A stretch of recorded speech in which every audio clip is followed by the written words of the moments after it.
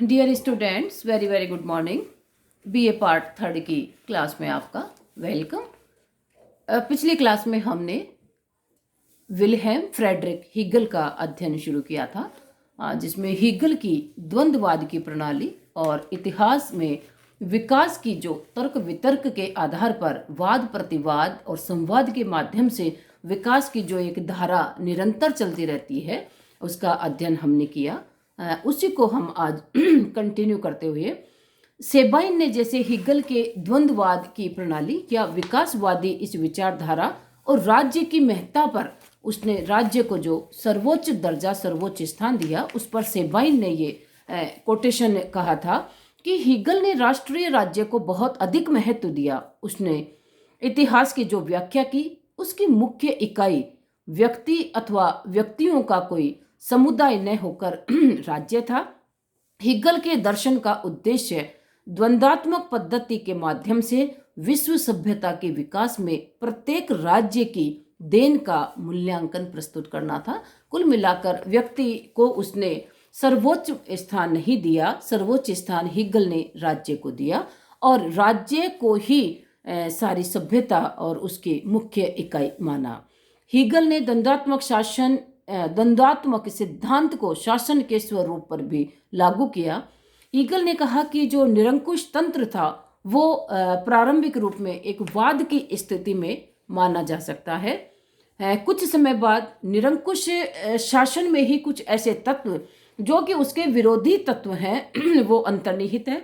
कुछ समय बाद वो उसका विरोध करने लग जाते हैं और निरंकुश तंत्र यानी कि उस वाद के प्रतिवाद के रूप में प्रजातंत्र का उदय होता है। क्योंकि निरंकुश तंत्र में एक व्यक्ति के पास सारी निरंकुश शक्तियां हैं, उसके प्रतिवाद के रूप में जो दूसरी स्थिति आती है, उसमें शासन में सभी का यानी कि बहुत अधिक लोगों को शामिल कर लिया जाता है। लेकिन ये स्थिति भी बहुत अच्छी नहीं कही जा सकती, इसलिए ये स्थिति भी बहुत अधिक समय तक नहीं चलती। फिर वाद और प्रतिवाद दोनों के आपस के संयोग से एक तीसरी स्थिति निकल कर आती है, जिसको कि हम कहते हैं संवाद यानी कि संवैधानिक राजतंत्र। राजतंत्र होगा जिसमें एक राजा के पास शासन की सर्वोच्च शक्ति निहित होगी, लेकिन वो संविधान के अनुसार संवैधानिक नियमों के अंतर्गत कार्य करेगा, जो कि सबसे बेटर स्थिति कही जा सकती है, जिसको कि हिगल ने संवाद का नाम दिया है। द्वंद्ववाद ने बुद्धि और संकल्प को एक कर दिया, इसलिए जैसा कि जोमिया रोमस कहते हैं, पारसियों का तर्क विज्ञान अथवा विज्ञान तथा काव्य का संयोग है। सेबाइन ने हिगल के इसमें द्वंद्ववाद पर यह कोटेशन कहा कि हिगल का द्वंद्ववाद वास्तव में ऐतिहासिक अंतर्दृष्टि एवं यथार्थवाद का नैतिक प्रेरणा का स्वच्छंदतावादी आदर्शीकरण है, धार्मिक रहस्यवाद का एक कौतूहलपूर्ण संयोग है। क्योंकि कुछ चीजें हिगल के दृष्टिकोण में, हिगल के सिद्धांतों में अतिवादी स्वरूप लिए हुए हैं, जैसे कि राज्य के समर्थन में सारी शक्तियों को समर्पित कर देना और व्यक्ति की महत्ता स्थापित नहीं करना। इस तरह से हिगल के दर्शन में यथार्थवाद की जगह काल्पनिकता का पुट हमें अधिक नजर आता है। इसी के साथ हम हिगल के द्वंद्ववाद की आलोचना के भी मुख्य बिंदुओं को देखेंगे। द्वंद्ववाद बहुत ही अस्पष्ट और अनेकार्थक है। द्वंद्ववाद की प्रक्रिया पढ़ने में और देखने में भी इतनी आसान नहीं है, तो वो वास्तव में कैसे हर व्यक्ति के समझ में आ सकती है। तो द्वंद्ववाद की जो प्रक्रिया है उसको जितना ज़्यादा समझने की कोशिश करते हैं, उतना ही उससे समझने से हम दूर हो जाते हैं। जैसे कि सेबाइन ने कहा कि हिगल के द्वंद्ववाद की सबसे बड़ी त्रुटि उसकी अत्यधिक अस्पष्टता थी। पदों के प्रयोग में अनेकार्थक तथा शब्दों को प्रदान की गई सामान्यकरण की बात तो छोड़ ही दीजिए, जिसकी परिभाषा करना अत्यंत कठिन हो गया। अर्थात वाद प्रतिवाद और संवाद के माध्यम से उसने विकास की जो प्रक्रिया को समझाना चाहा है, तर्क वितर्क के माध्यम से सत्य को पहचानने की जो पद्धति उसने प्रतिपादित की है, वो हर एक व्यक्ति, आम व्यक्ति के समझ में नहीं आने वाली है। इसी के साथ एक संश्लेषित तर्कशास्त्र के रूप में जिसे हीगल अवबोध के तर्कशास्त्र का पूरक अथवा प्रतिस्थापक बनाना चाहते थे, न तो संतोषजनक है और न ही प्रभावकारी है। क्योंकि हिगल की बातें काफ़ी कुछ क्लिष्टता पूर्ण नजर आती है, जिनको आसानी से आत्मसात नहीं किया जा सकता, जो सरलता से बोधगम्य नहीं हो सकती। हिगल के द्वंद्ववादी तथा ऐतिहासिक तरीके के अनुसार इतिहास की गति पहले से ही निश्चित है, क्योंकि द्वंद्ववादी तरीके के अनुसार उसकी प्रक्रिया क्या, परिणाम क्या होगा, विकास की गति क्या होगी। लेकिन ऐसा नहीं है। हिगल के द्वंद्ववादी ऐतिहासिक तरीके के अनुसार पहले से उसने निश्चित कर दिया है कि पहले ये स्थिति आएगी, उसके बाद उसका प्रतिवादी स्वरूप आएगा और दोनों के संश्लेषण से एक संवाद का स्वरूप आएगा। लेकिन ऐसा नहीं है। इतिहास में कई बार एकाएक और अनेक अचानक से ऐसे परिवर्तन आते हैं जो पूरे विकास की धारा को पलट कर रख देते हैं। तो पहले से ये निश्चित नहीं किया जा सकता, जैसा कि हिगल ने तय कर दिया कि विकास की एक इस तरह से प्रक्रिया होगी। द्वंद्ववाद एक दुधारी तलवार थी, जिसका प्रयोग हिगल ने रूढ़िवादी के हथियार के रूप में लिया था, जबकि मार्क्स और एंजेल्स के हाथों में वह क्रांतिकारी साम्यवाद लाने का एक उपकरण बन गया। हिगल ने रूढ़िवाद को स्थापित करने के हथियार के रूप में द्वंद्ववाद को अपनाया, जबकि कार्ल मार्क्स और उसके जो मित्र थे, सर्वप्रमुख मित्र फ्रेडरिक एंजेल्स, इन दोनों ने साम्यवाद को स्थापित करने में इस उपकरण का उपयोग किया। केटलिन ने जैसे कहा कि ये एक मनोरंजक बौद्धिक अभ्यास मात्र था। द्वंद्ववाद की पद्धति को केटलिन ने मनोरंजक बौद्धिक अभ्यास मात्र कहकर इसका उपहास किया, लेकिन फिर भी इसका जो महत्व है उससे हम नहीं भूल सकते। हिगल ने द्वंद्ववाद के माध्यम से इतिहास और सभ्यता के विकास की हमें एक जो विचारधारा दी है वो बहुत महत्वपूर्ण है। और विकास वास्तव में एक सीधे साधे तरीके से नहीं होता। विकास की जो प्रक्रिया है वो टेढ़े मेढ़े रास्तों से चलती है। हाँ, कई बार एक अचानक परिवर्तन आ जाते हैं, लेकिन कोई भी विकास की धारा सीधे प्रवाह में नहीं हो सकती। इसके महत्व के लिए बर्ट्रैंड रसेल ने कहा कि हिगल की द्वंद्वात्मक जो पद्धति है मानव मन की कार्य प्रणाली को सुचारू रूप से चित्रित करती है। बर्ट्रैंड रसेल ने इसकी प्रशंसा में कहा, क्योंकि कई बार मानव मन इस प्रकार के विरोधों के मार्ग से आगे बढ़ता है। बर्ट्रैंड रसेल का कहना था कि व्यक्ति के अंतर मन में भी किसी भी चीज को लेकर कई बार एक विचार आता है, उस विचार के बाद तुरंत एक दूसरा उसका विरोधी विचार मन में आ जाता है, और फिर व्यक्ति के मन में पहला विचार, उसका विरोधी विचार, दोनों कोंदते रहते हैं, और अल्टीमेटली दोनों के संघर्ष, दोनों विचार आपस में एक द्वंद्वपूर्ण स्थिति में मानव मन में चलते रहते हैं, और अल्टीमेटली फिर व्यक्ति एक सही विचार, या जिसको कि हिगल ने संवाद नाम दिया है, उसके रूप में एक सही विचार निकल कर आता है। तो मानव मन की कार्य प्रणाली को भी समझने में हिगल की ये पद्धति काफी कारगर है।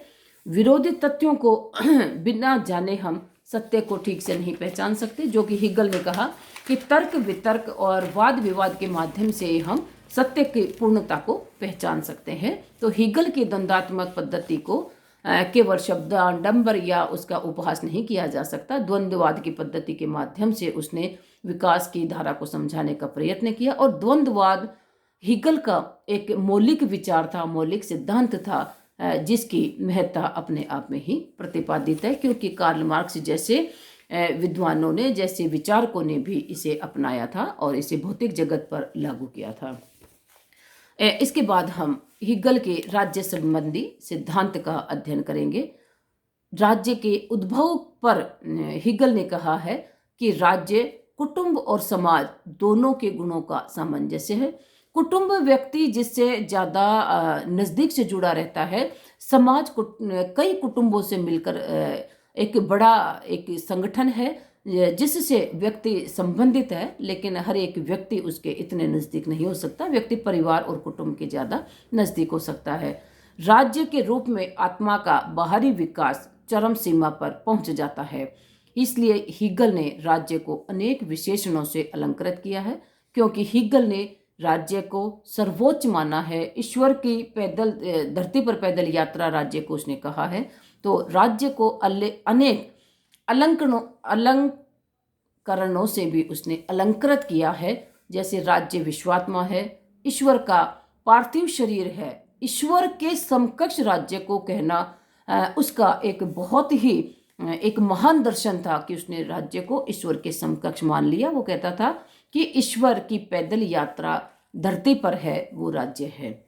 वह पृथ्वी पर विद्यमान ईश्वरीय विचार है, वह पूर्ण बौद्धिकता की अभिव्यक्ति है। राज्य और नागरिक समाज में हीगल ने भेद किया। राज्य एक उच्च उद्देश्य है जिसके लिए व्यक्ति का अस्तित्व है। नागरिक समाज व्यक्ति का उद्देश्य केवल अपने आप में स्वार्थ सिद्धि है। वो कहता है कि नागरिक समाज नागरिकों से बना एक महत्वपूर्ण समुदाय है, लेकिन वहाँ व्यक्ति का केवल अपने स्वार्थ के लिए अपना स्वयं का स्वार्थ पूरा करना उसका उद्देश्य है, जबकि राज्य का उच्च उद्देश्य है जिसके लिए व्यक्ति का अस्तित्व है। राज्य के संदर्भ में उसके जो महत्वपूर्ण विचार हैं, हीगल ने कहा राज्य एक देवी संस्था है।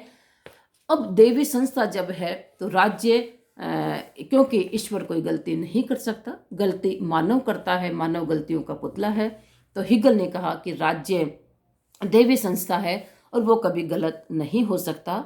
जो सर्वथा शक्तिशाली है और अभ्रांत है, नागरिकों के हित में प्रत्येक बलिदान का अधिकारी है। यदि नागरिकों के हित में उसे नागरिकों से ही कुछ बलिदान लेना पड़े, जिसका अधिकार राज्य के पास है। राज्य अपने नागरिकों को आदेश देता है, इस कारण वो श्रेष्ठत्व की स्थिति प्राप्त कर लेता है।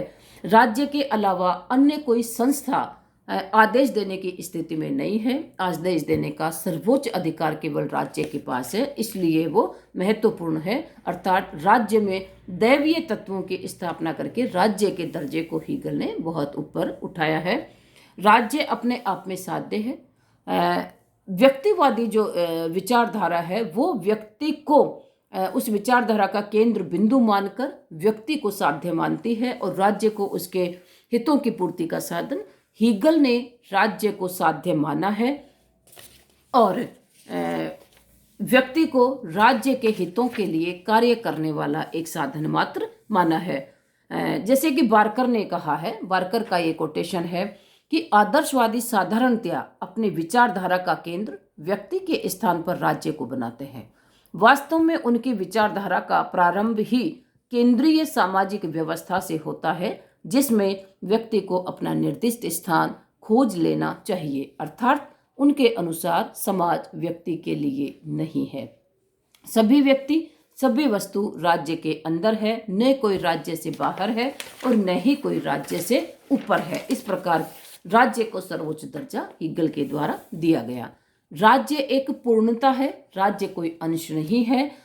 ये व्यक्ति नहीं है जिन्होंने राज्य को बनाया है, बल्कि वह राज्य है जिसने व्यक्तिगत नागरिक अधिकारों का निर्माण किया है। नागरिकों से राज्य नहीं बना है, बल्कि राज्य ने नागरिक अधिकारों का निर्माण किया है। तो राज्य ज्यादा महत्वपूर्ण, राज्य पूर्ण है और व्यक्ति उसका एक अंश मात्र है। C.M. जोर्ड ने जैसे कहा कि राज्य किसी व्यक्ति के व्यक्तित्व का निर्माता और जामिन है, यानी कि व्यक्ति को जन्म देने वाला राज्य है। राज्य इसलिए व्यक्ति से महत्वपूर्ण और सर्वोच्च स्तर पर है। राज्य ही सर्वोच्च नैतिकता का प्रतिनिधि। हीगल का मानना है कि राज्य के विरुद्ध व्यक्ति कभी भी अपनी आत्मा की आवाज या नैतिक नियमों की सहायता नहीं ले सकते, क्योंकि राज्य कभी गलती नहीं कर सकता। व्यक्ति और राज्य के बीच यदि कोई विवाद हो तो व्यक्ति गलत हो सकता है, राज्य कभी भी गलत नहीं हो सकता, क्योंकि हीगल का मानना था कि राज्य में दैवीय तत्व, दैवीय अंश मौजूद है, तो राज्य गलत नहीं हो सकता। राज्य का अपना लक्ष्य, राज्य का अपना खुद का जो लक्ष्य है वो व्यक्तियों के हितों के लिए ही कार्य करना है और व्यक्तियों को राज्य के लिए अपना सर्वस्व समर्पित करना चाहिए और राज्य के आदेशों की अक्षरश पालना करनी चाहिए। उसमें किसी भी प्रकार की कोताही नागरिक व्यक्ति को नहीं करनी चाहिए।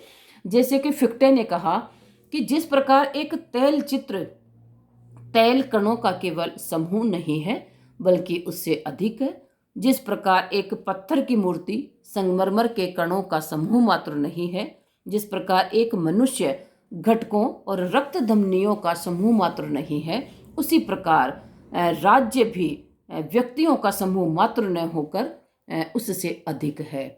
क्योंकि व्यक्तियों का समूह होने से राज्य की सर्वोच्चता महत्ता नहीं बनती, बल्कि राज्य के पास उसकी जो सुप्रीम पावर है, उसके पास सारी शक्तियों का होना उसको सर्वोच्च बनाता है।